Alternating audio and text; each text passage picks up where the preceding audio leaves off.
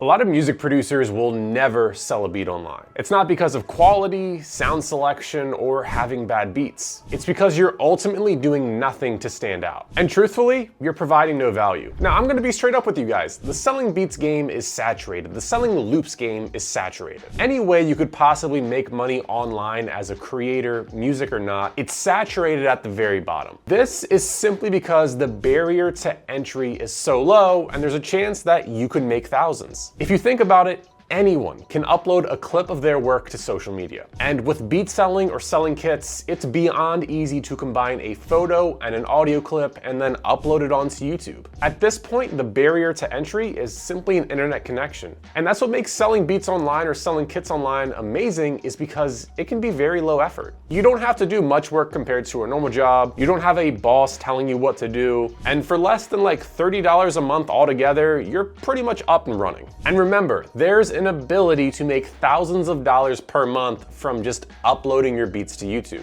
But the issue is that everyone relies way too much on the YouTube algorithm and believes that getting views and getting a ton of views is the only way to make this happen. And what most producers are doing is they're ignoring all aspects of marketing and learning how to actually sell the product that they are making. Now, don't get me wrong, right? If you have an online business, you need to be able to get views on social media. You can't skip that part. But it really first boils down to how can you make your viewers, whether thousands or hundreds or even in the tens, how can you make them take action for you? And there's essentially two actions they could take. They could buy something for you, or they could join your email list. So if you don't have a lead magnet on your website or have a free download, most of your views are pretty much worthless because they're not instantly gonna go buy. Because only 1 to 3% of your website visitors will actually purchase. And listen, the whole idea of making your views count and getting them onto your email list, that's not something that really any producers are worried about. What that means is then a lot of producers never make any money at all until they somehow get a lot of views. Because listen, they're simply doing nothing else to drive sales, so how would you make any money at all? What a lot of producers do is they are playing the numbers game, and the only way you win that game is by getting the numbers. Now, of course, it's pretty much impossible to constantly make 100 views on a YouTube beat equal 1 sale. But I really want you to understand this one thing. If you want to build a sustainable business as a producer selling beats or selling sample kits, you can't just rely on it for it to happen. If your business plan is just to rely on the algorithm to throw views at you, that is the equivalent of me saying that I have a plan to become a millionaire. And what is that plan exactly?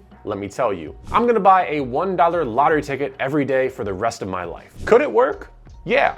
But is that really the best plan to get there? Probably not. So I want you to understand that getting views or going viral isn't the only way that you're gonna start making money as a producer. And odds are, if it ever does happen to you, you're gonna be missing out on a lot of money because you didn't have things set up correctly. This leads me to my next point of you get out what you put in. If you make 3 beats a week, upload it to YouTube, and then go do nothing else, you're probably going to get nothing unless your video gets sucked up into the algorithm. Yes, consistency matters, yes, quality matters, but if you're only doing one single thing and then waiting on the algorithm to just throw you views and hopefully those people go to your website and buy, you're gonna get the result of that input, which, like I said, it's not gonna be a lot unless that beat blows up. And even then, even if you do start to blow up, it can die down at any point in time. And then sure, because you got an astronomical amount of views, you get some sales because you're kind of winning the numbers game. But you never collected emails during that influx of new views and new website visitors. So let's say that you get 5,000 website videos because one of your type beats starts to blow up and 3% buy because you have a good conversion rate. That means that you gained 150 new customers who, let's say on average, buy a $50 lease, so you made $7,500. And listen, that's amazing,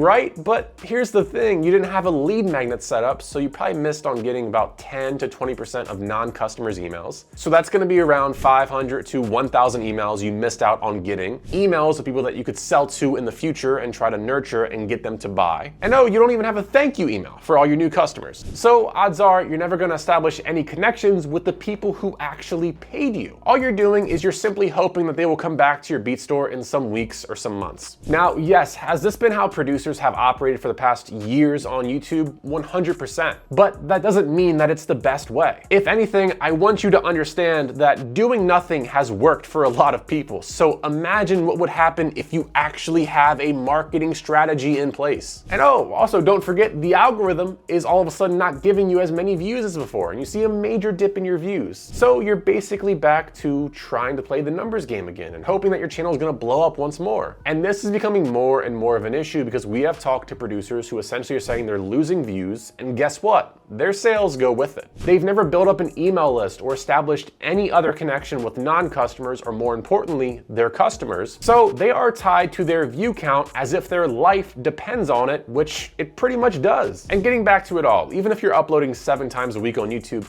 how much effort are you truly putting into the rest of your business to try and escape that bottom tier of saturation? Anybody can upload 7 times a week on YouTube. Anybody can upload 14 times a week on YouTube. It's what else are you doing that not a lot of your competitors are doing? Are you trying to do anything on any other platform at all to try and get views? Or are you trying to do anything with the views you do get on YouTube? And here's the thing, guys. Making a photo and an audio clip of your type beat into a different dimension for a short form platform isn't going to do much. Because yes, you are doing more, but that shit does not work on short form content. Artists do not get entertained by this on the screen. So even though you're doing more, you're not actually making the content that people want to watch. You're just spending more time doing these little things that you think is important. Another question you may have is, well, Ryan, what do people want to watch on short form if it's not these type beat videos? And listen, I've said it 1,000 times and it becomes more and more true every day.